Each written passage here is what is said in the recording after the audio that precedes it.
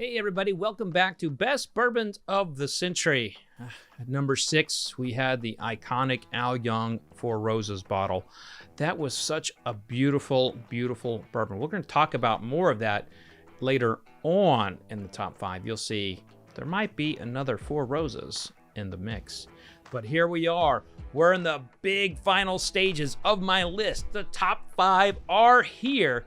And coming in at number 5 is a Hatch Chili, glorious flavor profile. Bourbons of the Century.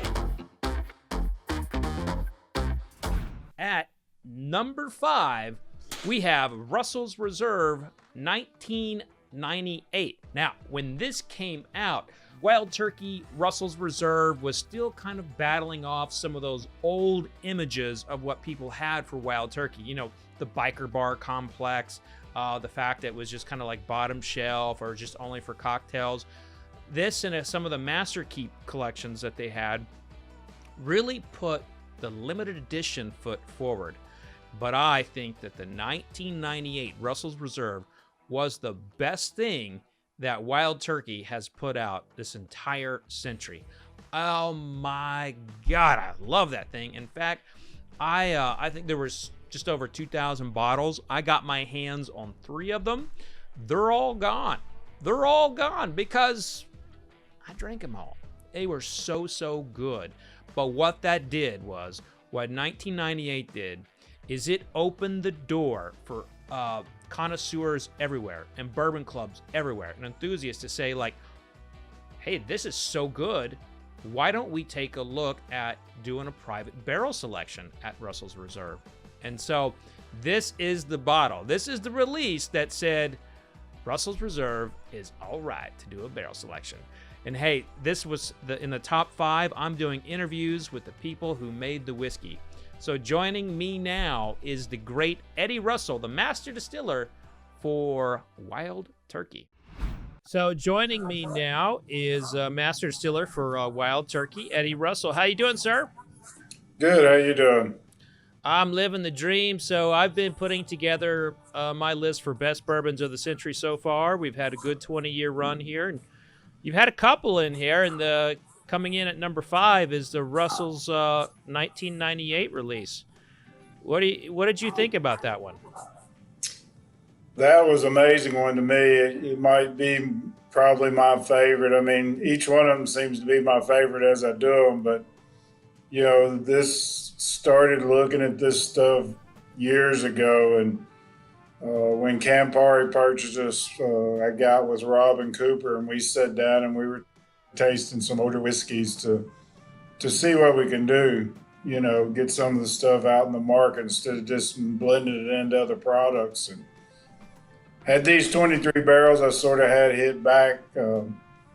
They reminded me so much of when I was younger and first coming into the business, what Wild Turkey tasted like, with that little heavy spice, little fruity notes to it, little cherry cola. So it was just something that just seemed so delicious at that point.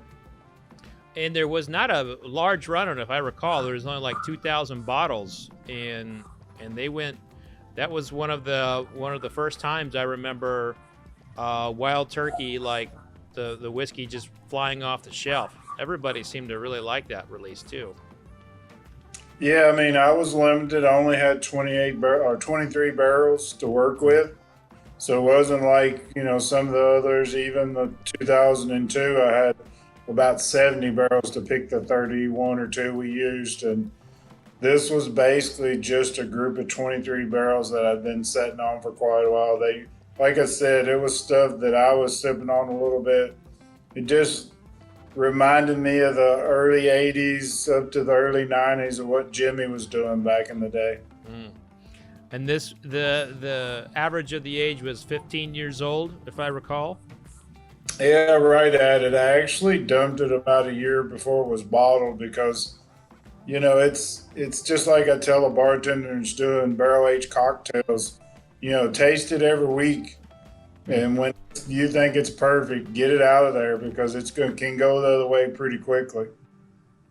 Well, this when it came out, it was definitely on a lot of short lists for whiskeys of the year. It was, it was something that really appealed to folks. But I feel like this and the 17-year-old that had come out previously were really two important bourbons for Wild Turkey, and showing that you guys were here in the limited edition play.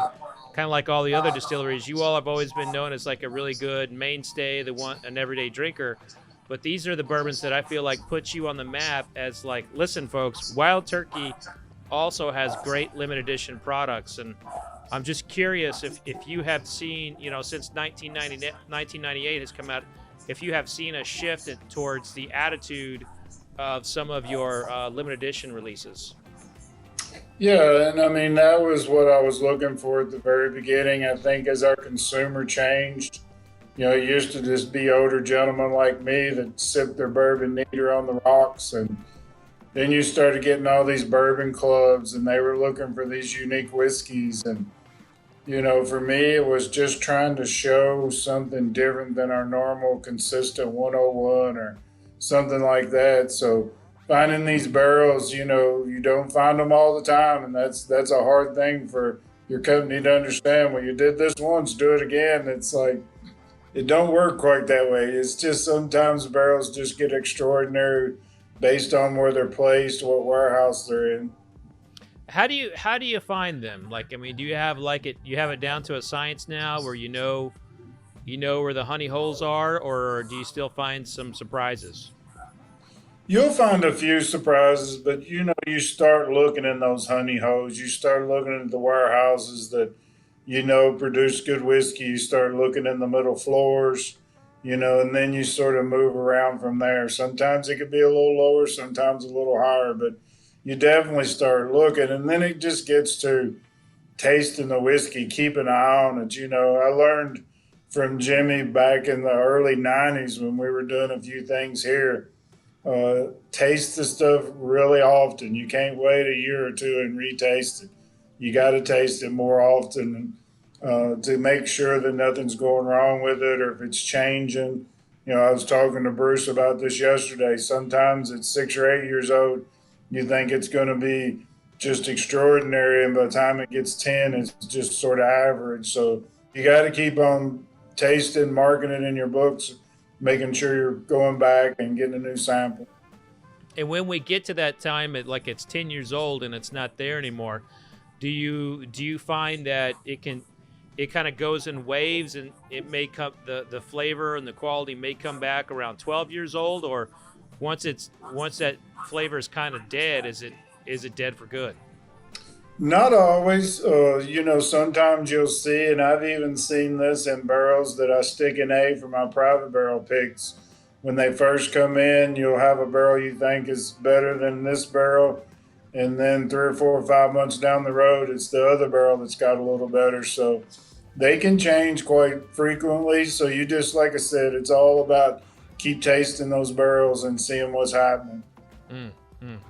So, all right, I'm going to put you on the spot a little bit here. What's your favorite warehouse? Well, for a long time, G was one of my favorite. It gave the flavors that I loved. Right now, I have about 30 warehouses. I grew up with about 12 or 14 around here, but it's really grown a lot. And G was the one that just sort of done my flavor profile, that butterscotch, caramel, vanilla, with just the right amount of spice. So that was one, but man, there's been some that maybe wouldn't have, still not my favorite, but it put out some barrels that's just been amazing. Like Kay a few years ago was putting out all these red berry fruity flavors that were just so different from what we're used to. But overall, I think G still ranks up there one of my better ones. Oh, that's fantastic. So I guess we're all going to be on the hunt for some private barrels from G now, and maybe occasionally K. But that's I think that one of the things that what's kind of become common with bourbon fans is everybody's always on the hunt for those Russell Reserve store picks. And I almost feel like it was the 1998 release that kind of showed people how beautiful, Russell's Reserve and Wild Turkey can be. And I get a lot of the same notes out of some store picks. So, I definitely look for some of those flavors, and I think you hit the nail on the head. I mean, started the program in 2013 and done okay for a few years, but about 2016, everybody's got to talking and telling, Eddie will let you taste 8 or 10 barrels, and they all taste different. They're from different warehouses, and they're really unique. And I think that's what's got people on the single barrel picks is I'm not just laying out there one taste profile. I'm trying to find those oddball barrels where people can taste how different they can be. Absolutely. Well, Eddie, thank you so much for taking the time. Please send my best to the family. And I tell you what, I really miss going to distilleries and hanging out with you all and sipping some whiskey in those warehouses. So once all this craziness ends with COVID, I look forward to sipping some whiskey with you again. And Warehouse G, of course. That sounds good, Fred. I look forward to it. Stay safe. You too, sir. I'll talk to you later. Thanks. Cheers. Thanks.